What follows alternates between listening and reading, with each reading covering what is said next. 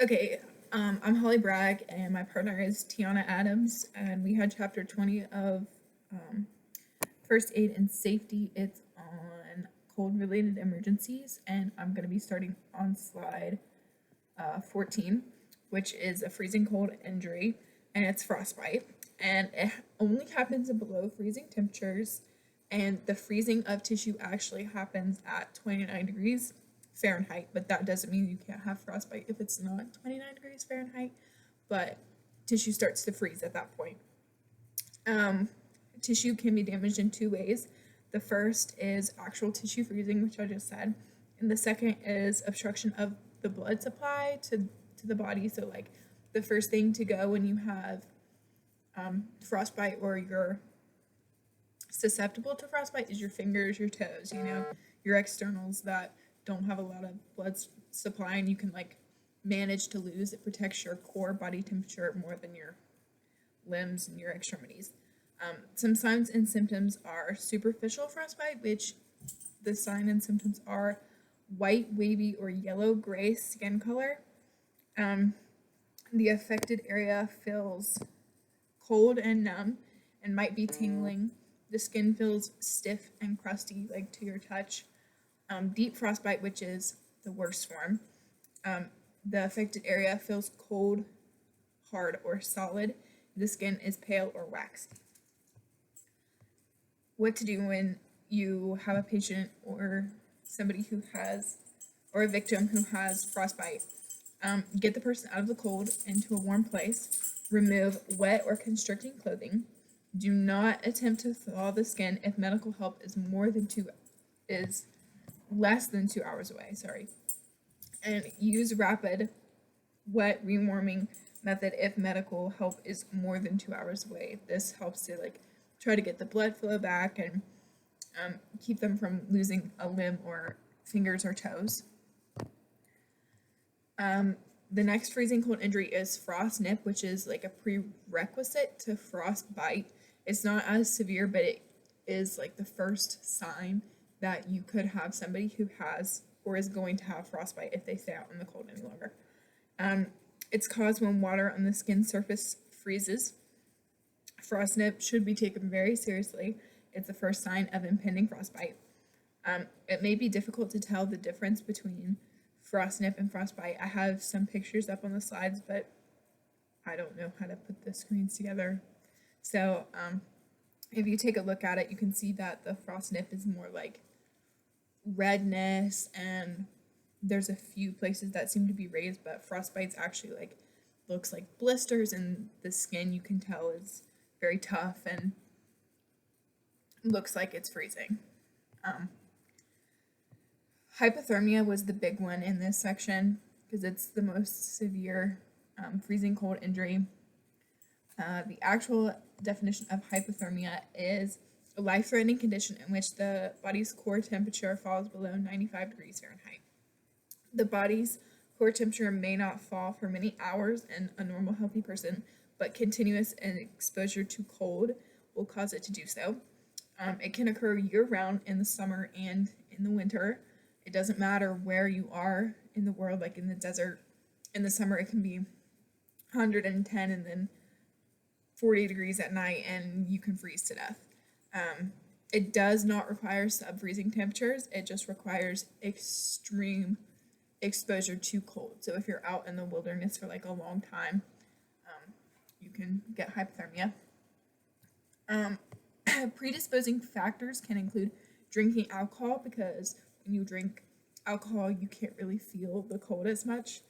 It makes you kind of numb to everything. It makes your brain fuzzy. Lightweight garments. So if you're on a hike in the desert and you plan to go stay overnight, you should also bring warm clothes because the temperature does drop. Very old or very young people are susceptible to hypothermia because they're just weaker overall. And they may not be able to get their clothes off. That was one of the big things in this chapter, is if a young person is out in the cold for so long, or even out in the heat for so long, they might not be able to get their clothes off. So there's different types of exposure for hypothermia. There's acute exposure or immersion exposure. Occurs when body heat loss occurs very rapidly, usually in water considered to be less than 6 hours. So if you're exposed for less than 6 hours, that's acute exposure. Subacute exposure, mountain or exhaustion exposure occurs when exposed to 6 to 24 hours and can be land or water based. So if you're out in the wilderness for 24 hours and you're exposed to cold, then that can be considered subacute exposure. Chronic exposure or urban exposure involves long-term cooling, generally occurs on land or exceeds 24 hours. The best example I can think about this is that show like Naked and Afraid. Like they're exposed for long times, and one of the big things about it is they can get hypothermia.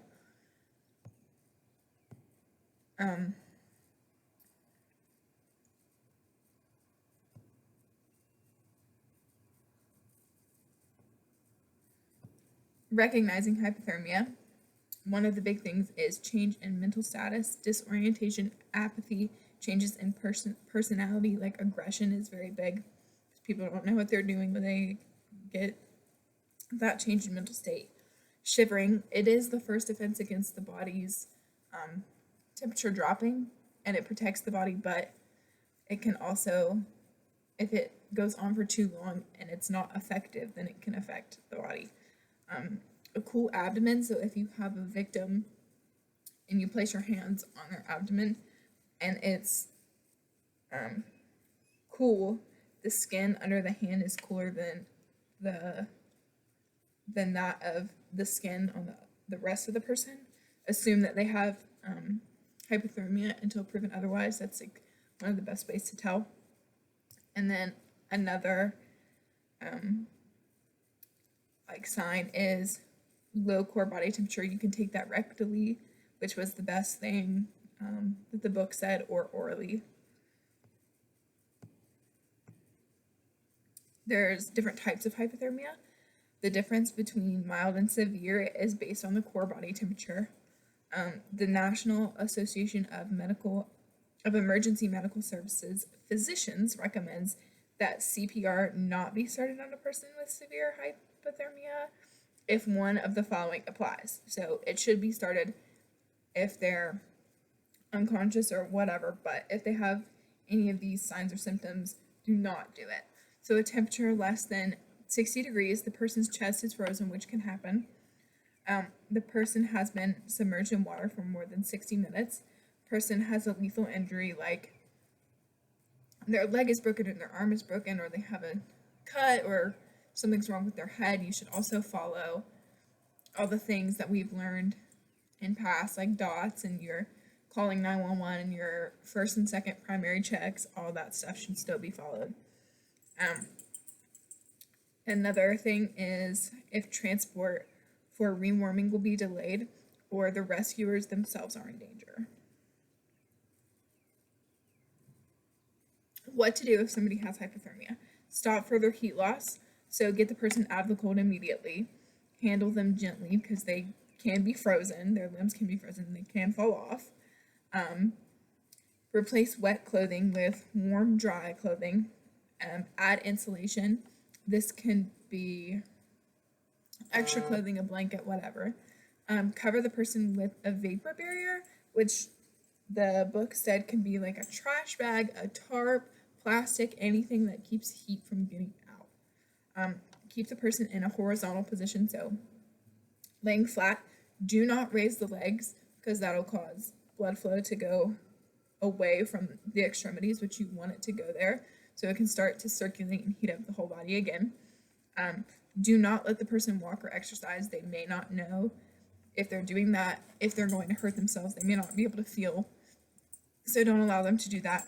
And do not massage the person. It's my dog, sorry. Do not massage the person. Dehydration is the last thing I'm going to talk about. Dehydration can occur anywhere. It occurs because of unperceived fluid loss combined with inadequate fluid intake. So if you're sitting at home and you're not drinking water throughout the day, you can get dehydration.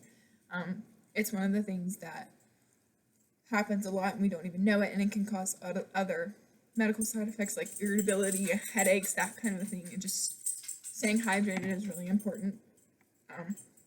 In cold weather, in very cold weather, the humidity approaches a large quantity of fluid is lost through the breath. So, like if you're cold and you're not taking in water, you're breathing that out because you're going, and you see that vapor out in the air. That's water leaving your body. A person in a cold environment must drink even if they are not thirsty. Monitoring hydration by noting the color and volume of urine. So if your pee is more yellow or browny color, it means you're dehydrated, but if it's clear, it means you're hydrated enough. Unmelted snow and ice should not be consumed for water. It can have things like pollution in it, not good things for you, chemicals. It comes from the sky, which is part of the water cycle. It's just not good. It's not filtered. Dehydration can occur anywhere, and it's important to drink water all the time. And even when you're thirsty, just drink it. So that's all.